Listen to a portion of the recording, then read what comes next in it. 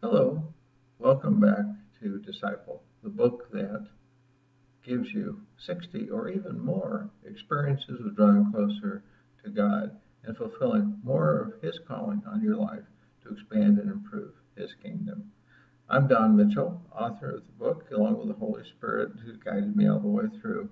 And today I would like to talk a little bit more about part four, in which we talk about actually accomplishing more for God's kingdom. And today our topic will be from week three, the third lesson, on how to reduce time spent on unfruitful or non-fruitful activities.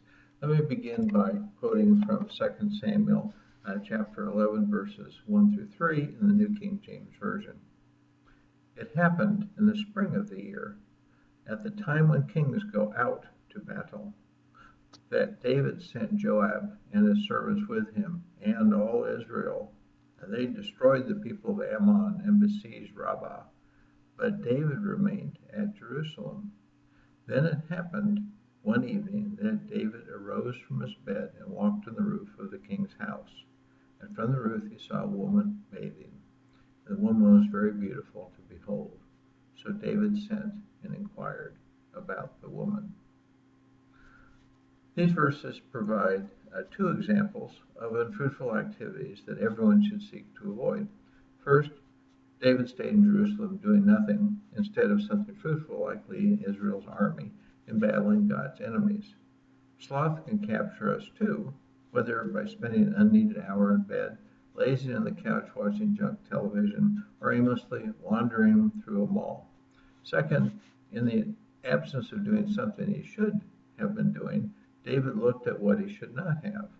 As a result, he developed lust, later sinned with Bathsheba, and then arranged for her husband's death.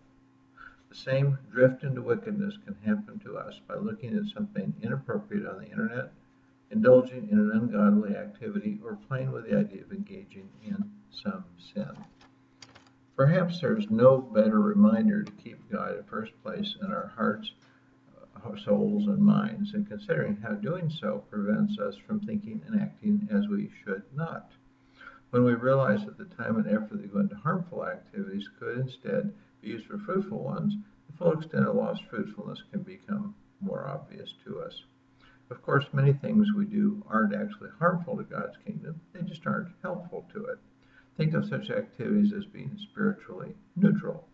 Such an activity might be a time-consuming hobby or personal interest during which our engagement has no spiritual impact on us or anyone else. These activities can seem harmless, but they do have a cost in terms of drawing us away from what would be fruitful. As you think about both kinds of unfruitful activities, I'm sure that you appreciate how staying focused on God increases fruitfulness. Such a focus provides two other benefits for avoiding wasted time and effort. First, mentally switching from activities unrelated to God's agenda to then doing something fruitful requires some time before you are again operating at full effectiveness. Second, you could become distracted by something else during any attempt to refocus on what your goals call you to do. Notice that neither problem occurs if you're always paying attention to God's agenda. Measuring how you spend your time now as a part of the prayer lesson can help you identify where you are involved with either spiritually harmful or neutral activities. Obviously, seeking to eliminate both, but pay the most attention to the spiritually harmful ones. Then be sure to use any time that becomes available to increase your spiritually fruitful activities. For most people, forming a habit requires acting consistently in a new way for 30 to 45 days. If you're enthused about spending more time on fruitful activities, your emotional reaction can sufficiently sustain you to reduce any unfruitful activities identified by measuring how you spend your time now.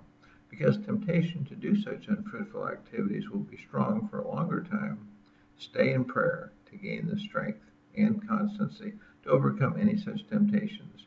As with the prior lesson, a self-assessment of your current situation will encourage you to make necessary changes even before the time measurement results of the prior lesson are available. The following questions are designed for this more immediate self-assessment. First, What are your activities that either harm God's kingdom or have no effect on expanding and improving it? Second, how much time did you spend on these activities yesterday, during the day before? Third, how much less time would you like to spend on these activities each day? Fourth, how might any such decrease be accomplished? Fifth, what shifts in what you do can help you make such changes? Six, who can help you make the changes? Seven, what prayers will you make to assist you? Eight, how do the answers to these questions make you feel? Nine, what should you do today to begin spending less time on your unfruitful activities? 10, what lessons would you share with others about your experience just now in determining how to decrease the time you will spend on unfruitful activities? And finally, 11th, how can you prevent increasing time spent on unfruitful activities in the future? Again, let me remind you of this week's memory verse, which is again from 1 Corinthians chapter 7, verse 17 in the New King James Version. As the Lord has called each one, so let him walk. So thank you for listening. I appreciate your attention. I look forward to speaking to you again soon as you engage in more experiences to draw you closer to God. Goodbye for now. Take care. God bless you.